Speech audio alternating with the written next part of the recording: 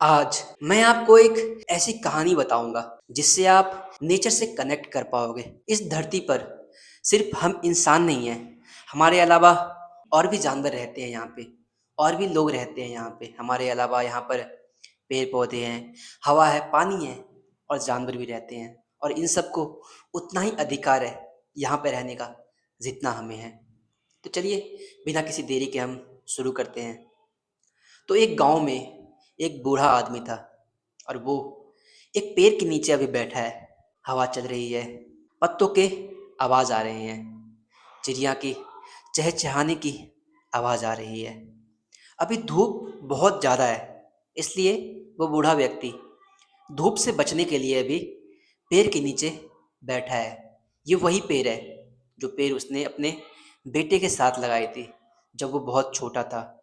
उन दोनों ने ये पेड़ इसलिए लगाया था क्योंकि गर्मियों में यहाँ पर बहुत ज़्यादा गर्मी हो जाती थी। इसलिए इस गर्मी से बचने के लिए उन्होंने ये पेड़ लगाया था ताकि वो गर्मियों में इस पेड़ के नीचे बैठकर गर्मी से बच सके और ठंडा ठंडा हवा का आनंद ले सके। कुछ समय बाद अब उसका बेटा बड़ा हो चुका है और वो अपने घर में बैठा है।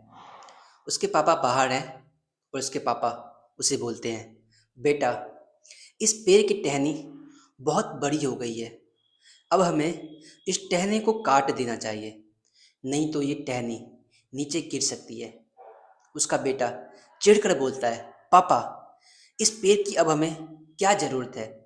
यह पेड़ हमें घर के अंदर धूप नहीं देती है, ये धूप रोक लेती है और इसने जगह भी छेद कर रखा है।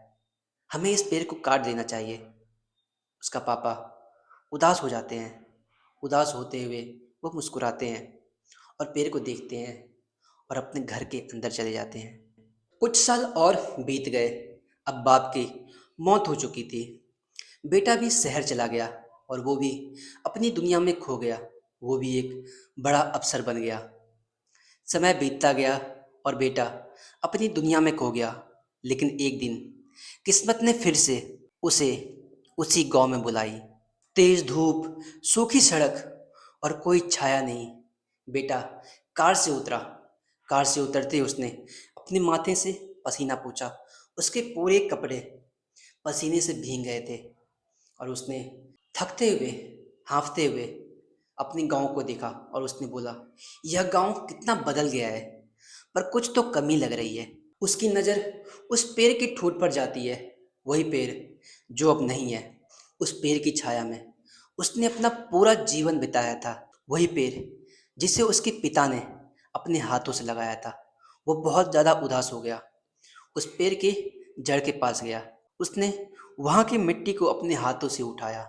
उसकी आंखों में आंसू आ गए थे।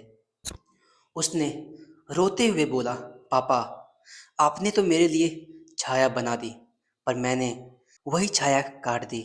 जिंदगी में कई बार हम ये भूल जाते हैं कि जिन्होंने हमें बनाया है वो भी थक जाते हैं। कभी भी किसी पेड़ को मत काटो और कभी भी उन हाथों को मत चोरो जिन्होंने तुम्हें छाया दी है। आई होप कि आपको ये स्टोरी अच्छी लगी होगी और इस स्टोरी से आपको कुछ सीखने को मिला होगा। और आप कभी भी अपने आसपास के किसी भी पेड़ को मत काटो और कोई अगर काट रहा है तो उसको भी रोको।